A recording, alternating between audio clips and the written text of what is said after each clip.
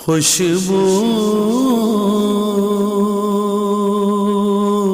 الرحمن الرحیم الصلاۃ والسلام علیک یا رسول اللہ وعلی آلک و اصحابک یا حبیب اللہ۔ معزز ناظرین و سامعین، حضرت سیدنا عبداللہ ابن عباس رضی اللہ تعالیٰ عنہما روایت کرتے ہیں اور سنن ترمذی کے اندر یہ روایت موجود ہے کہ ایک صحابی رسول کہیں سفر کر رہے تھے۔ دوران سفر انہوں نے ایک میدان کے اندر خیمہ لگایا۔ جب خیمہ لگایا تو اس حصہ زمین سے سورۃ ملک پڑھنے کی آواز آ رہی ہے، تبارک الذی بیدہ الملک۔ قاری نظر نہیں آتا، قرآن پڑھا جا رہا ہے، پڑھنے والا نظر نہیں آ رہا، لیکن قرآن پڑھنے کی آواز آ رہی ہے۔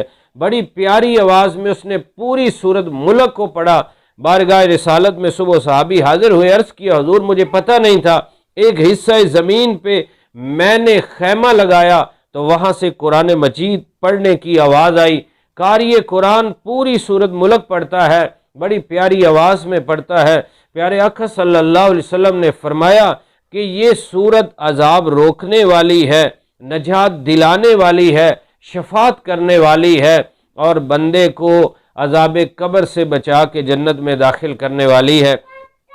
اسی طرح جناب ابو ہریرہ رضی اللہ تعالیٰ عنہ بھی روایت کرتے ہیں، پیارے آقا صلی اللہ علیہ وسلم نے فرمایا کہ 30 آیتوں پر مشتمل یہ سورت بندے کی شفاعت کرے گی یہاں تک کہ اسے داخل جنت کروائے گی۔ جناب عبداللہ ابن مسعود رضی اللہ تعالیٰ عنہ بھی یہی فرماتے ہیں۔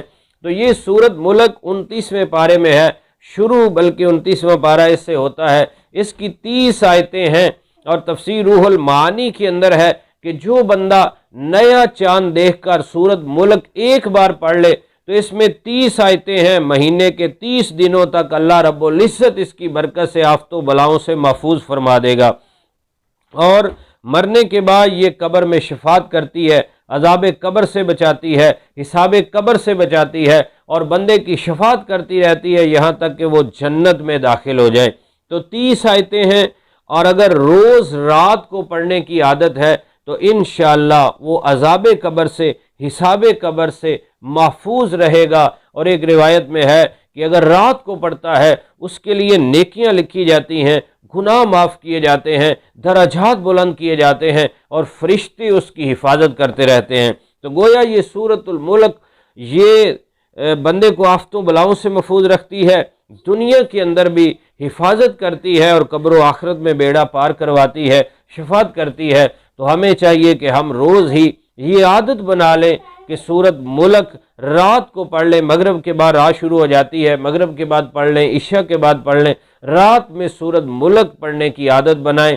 30 آیتیں ہیں، تھوڑے وقت میں یہ بندہ آسانی کے ساتھ سورت پڑھ سکتا ہے۔ انشاءاللہ یہ فوائد و برکات ہمیں حاصل ہوں گے، اور نیا چاند دیکھ کر بھی ایک بار پڑھ لی جائے، پورا مہینہ بندہ سختیوں سے، آفتوں بلاؤں سے محفوظ ہو جائے گا۔ اللہ رب العزت ہمیں ذوق شوق سے قرآن مجید پڑھنے، سننے، سمجھنے، عمل پیرا ہونے کا جذبہ نصیب فرمائے، آمین بجاہ نبی الامین صلی اللہ علیہ وسلم۔